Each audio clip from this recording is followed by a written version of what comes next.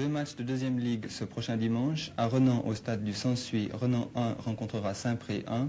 Et à Orbe, au stade du Puisoir, Crissier 1 contre Orbe 1. Depuis ce matin, la rue du 14 avril à Renan est à sens unique entre le carrefour de la Savonnerie et l'intersection avec la rue de Crissier. Ce dernier carrefour est réglé par des feux.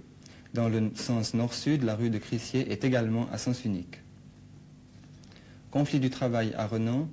Selon un tract du comité d'action syndicale, les ouvriers de la maison Iril ont débrayé mercredi 26 septembre et après une journée de négociation ont obtenu une augmentation horaire et la fin de certains moyens de contrôle. Les syndicats ne font pas de commentaires sur cette affaire et la maison Iril renvoie aux auteurs du tract.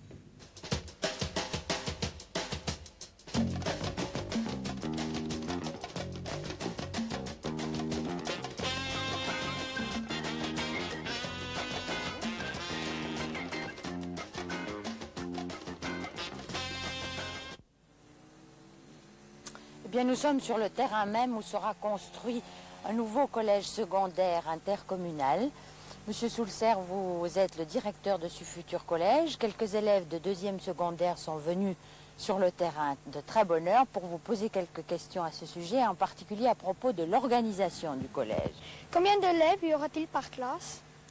Eh bien, la norme, c'est 24 élèves par classe. Combien d'élèves est-ce qu'il y aura en tout? Au moins 600. L'organisation du collège prévoit-elle une réfectoire ou bien une cantine? Oui, nous prévoyons un réfectoire, mais enfin, ce n'est pas encore absolument sûr, mais il y a bien des chances qu'il y ait un réfectoire. Chers petits amis, si nous nous rendons visite aujourd'hui, c'est dans un but bien précis.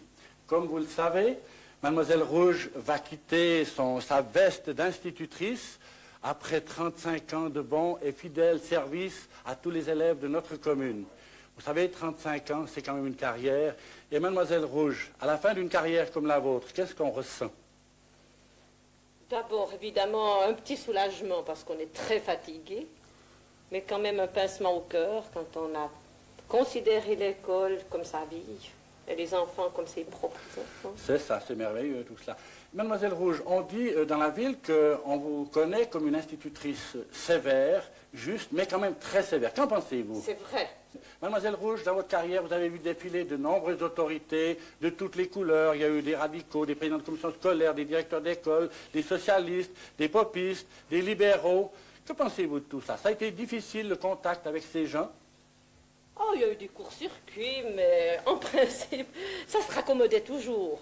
C'est ça. D'ailleurs, j'étais immuablement rouge, puisque née rouge.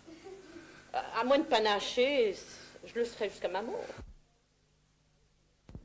Trottinant le long des chemins, hop, une cocotte et allons, les soucis sont demain.